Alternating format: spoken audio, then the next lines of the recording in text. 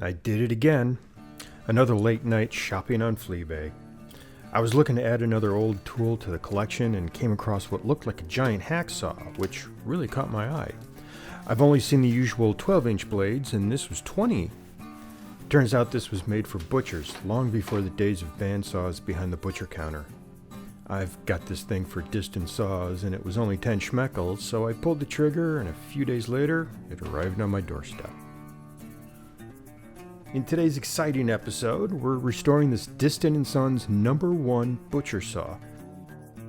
The goal, as usual, is to keep some of the nicks and scratches, to show it's had a good working life and that it's been cared for, without making it too shiny of a museum piece.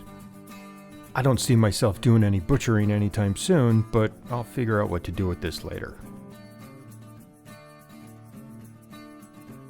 Disston made several types of butcher saws, all looking like jumbo-sized hacksaws with various shapes and sizes.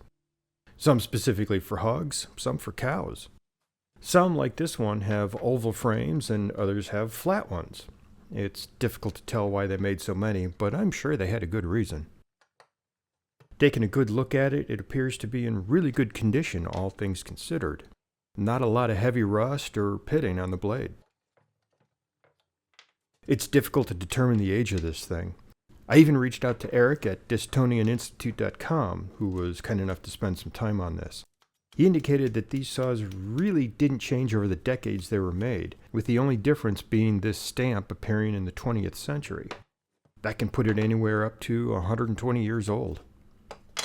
But here's the description from the 1912 catalog. These saws are for cutting bones. The pitch and number of points are about the same as a fine-tooth handsaw for medium hardwood, but filed straight through, without flame or bevel to tooth, with light even set. Same as in fine handsaws. Fleam, by the way, has two definitions. The one pertaining to the saw is the beveled leading edge of a sawtooth.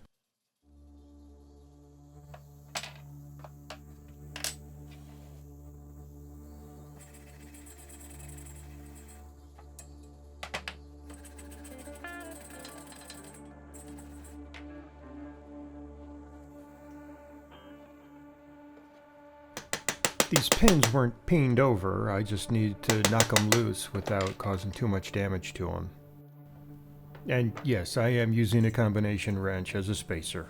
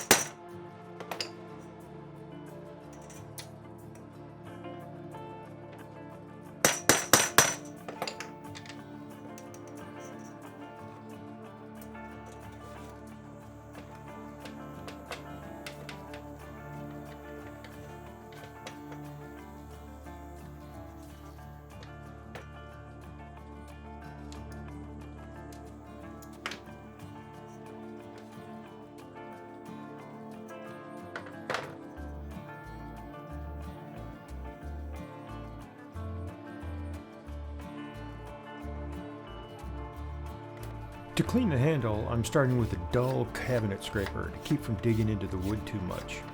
I want to remove most of the gunk before hitting it with sandpaper.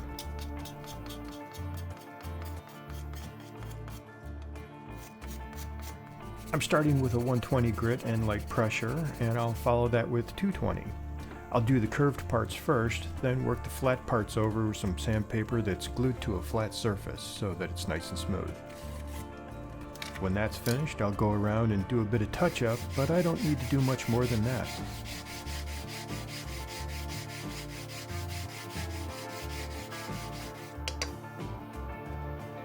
I find it's a good idea to clear off the sawdust from a sanding plate from time to time to keep the sandpaper working well.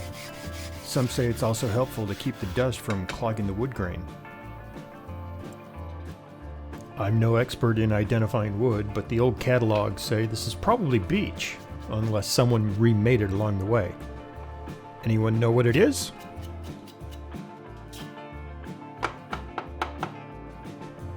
That's the extent of the cleanup I want to do, so now we'll pull out the 220 grit and just smooth it out a little more.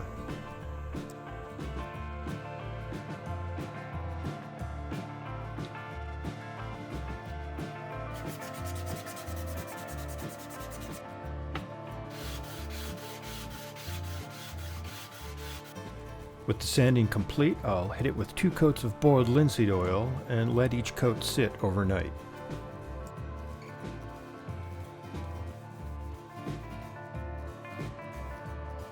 And for those of you concerned with what I do with the rags, it's a controlled burn.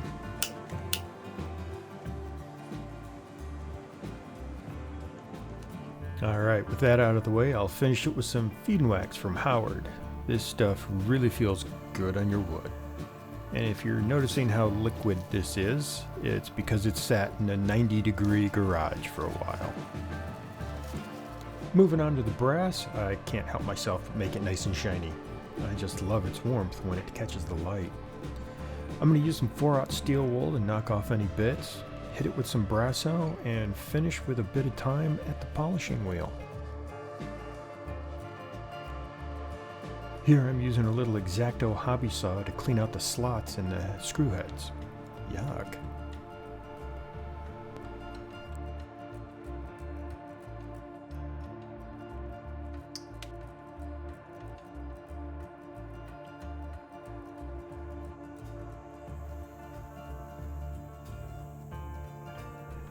Here's the first before and after.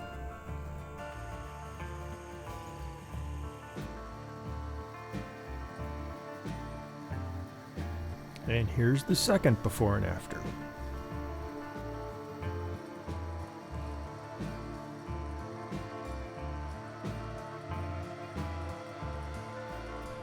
For a final touch, we get the hobby saw back out, wrap it with a paper towel, and clean off all the gunk that accumulated in the slot again. And yeah, I'll be washing my hands when I'm done with this.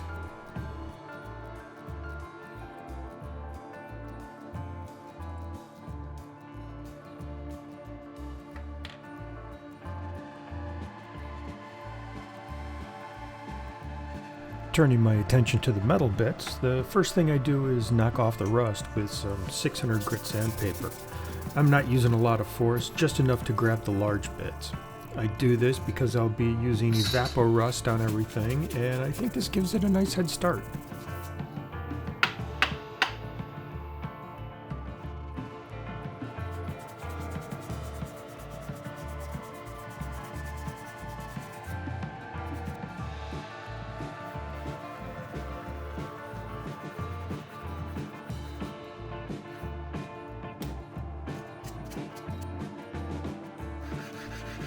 I found this nut to be very interesting. It has very sharp, pointy corners, not rounded off in any way, almost as if it was cut out of a steel plate instead of stamped from one. Not sure if that helps identify when it was made, but it's one of those pretty cool details.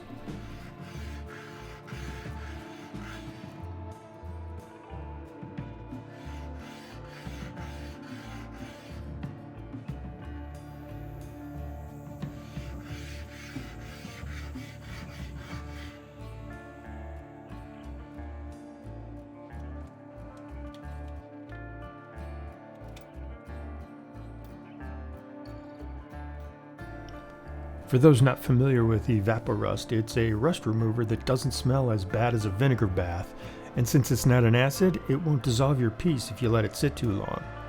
Hashtag not sponsored.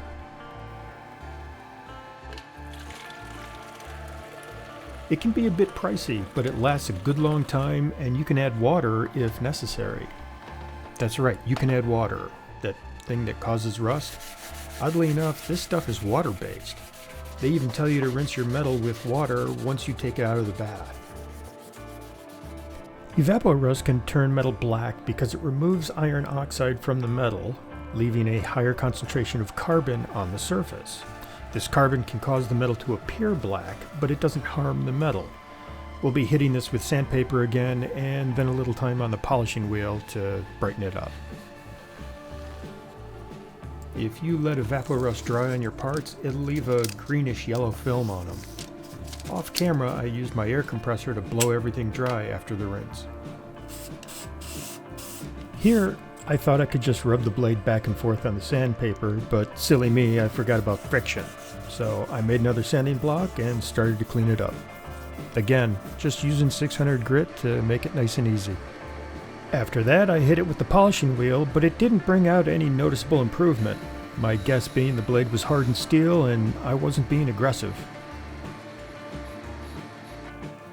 When it was all said and done, I hit it with a little acetone to clean it off and then finished it up with some PB Blaster as a protectant.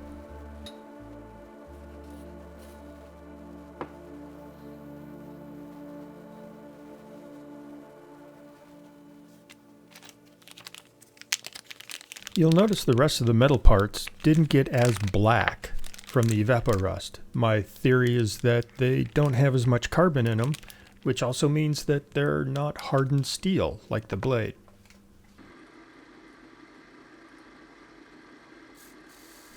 I somehow lucked out this time and not one piece got pulled out of my hands and shot across the room because of the wire wheel. It was a good day. I don't have a container the right size to hold this large frame, so I had to make one. Just grabbed a piece of cardboard, cut it to shape, taped it together, lined it with a garbage bag, and I had a nice tray for the evaporust to sit overnight.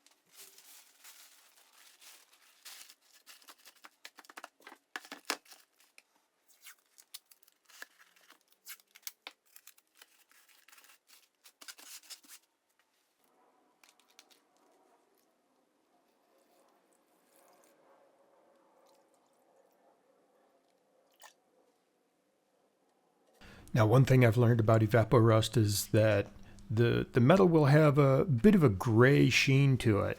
So I wanted to brighten it up a little bit and hit it with the wire wheel.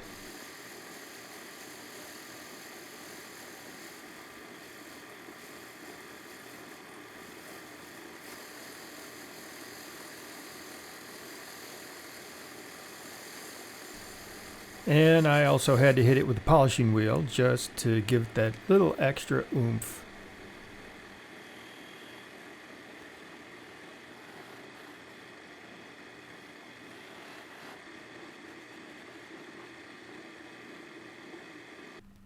Once done, I cleaned it with acetone and protected it with PB Blaster, just like the rest of it.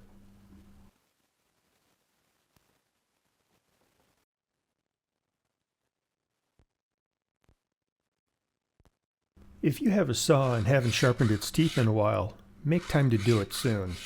There's something about sharpening a saw that's zen-like. You can strive for perfection, and in the end, none of it is perfect and none of it matters.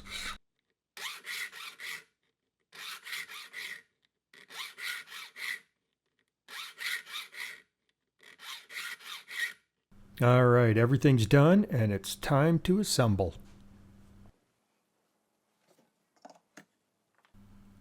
So I can think of 3 ways to refinish an old tool. 1, do the bare minimum to get it working and be done with it. 2, remove every scrape and scar to make it newer than factory new. Or do what I did. I'm curious which you would do. Leave a comment down below to let me know, because it's one of those things you always see in the forums, and I'm just curious, who's right?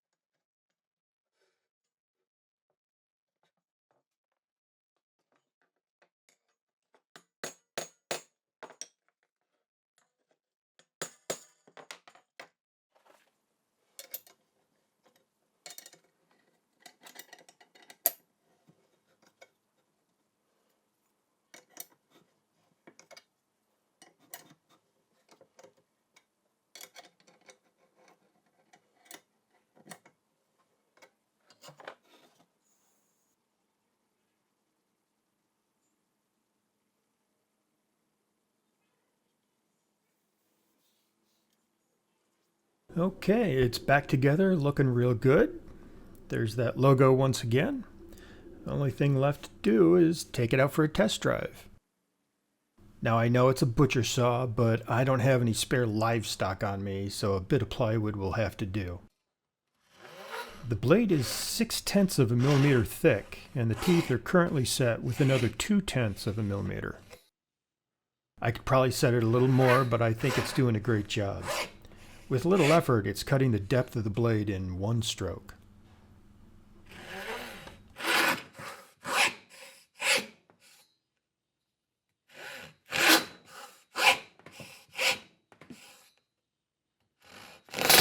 Oi!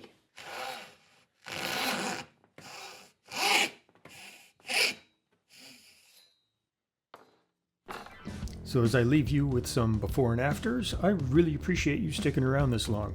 I'm not going to ask you to like or subscribe. I'm actually curious if that really helps anyone, but I digress. If you liked what you saw, do me a favor. Leave a comment if you'd restore the saw differently, and check out some of my other videos. I do more than tool restorations, so you might like some of those too. Thanks again for tuning in, and we'll catch you in the next one.